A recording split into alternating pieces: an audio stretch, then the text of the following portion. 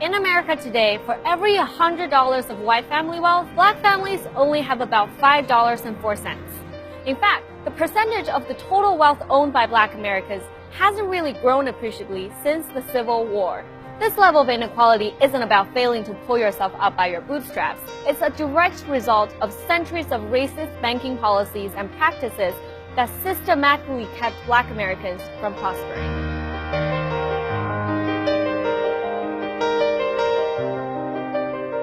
After emancipation, President Lincoln approved reparations to help former slaves transition from being treated as property to owning property. Each family was supposed to receive 40 acres and a mule.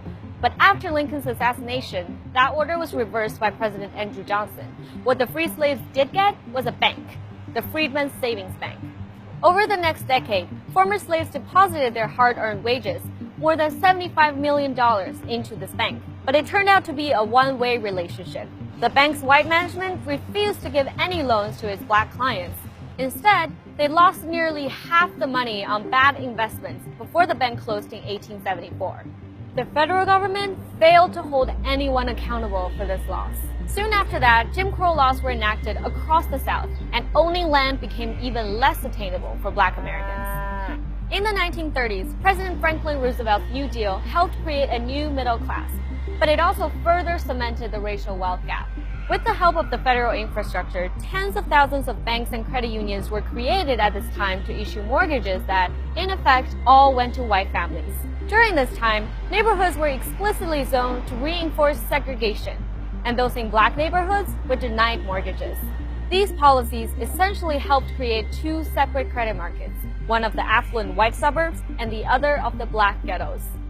This is law professor Mirza Baradaran. She wrote about this history in her book, The Color of Money. The segregation of our banks and our neighborhoods and our mortgage credit, it was a partnership of banks, homeowners who didn't want to live in black areas. It was realtors who wouldn't sell to blacks. It was the market deciding that a white neighborhood was worth more than a black neighborhood. It was the regulators not stepping in. It was the legislature not stepping in. It's not just a Klan that did this. It was a whole American society. Civil rights leaders recognized the fundamental economic injustice and proposed bold solutions, including integration, reparations, and land grants.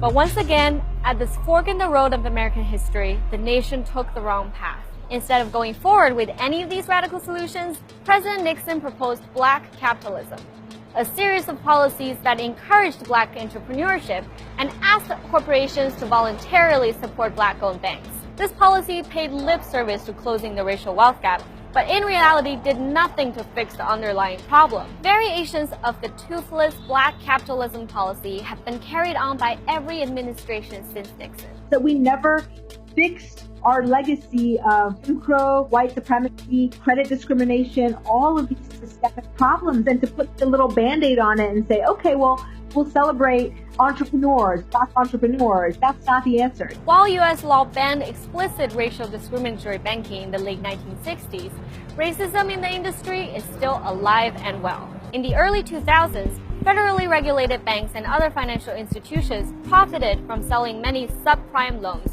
which charged higher interest to compensate for higher risk of default. Many were designed to make repayments difficult or impossible. These toxic loans were purposely peddled to black neighborhoods. In one lawsuit filed by the city of Memphis, Wells Fargo Bank officials testified that employees referred to minority customers as mud people and subprime loans as ghetto loans. And data shows discrimination in lending was based on race, not economic status.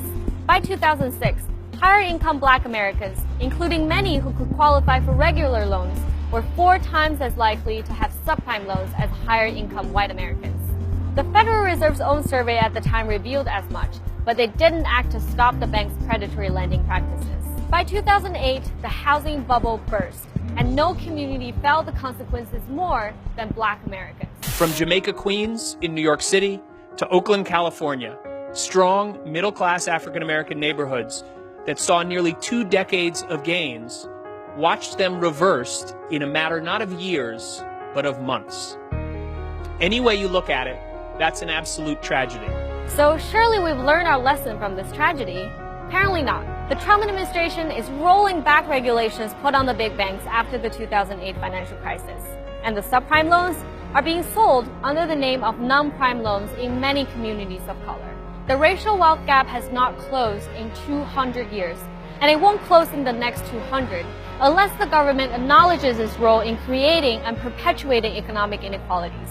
It's up to the government to fix the problem it started.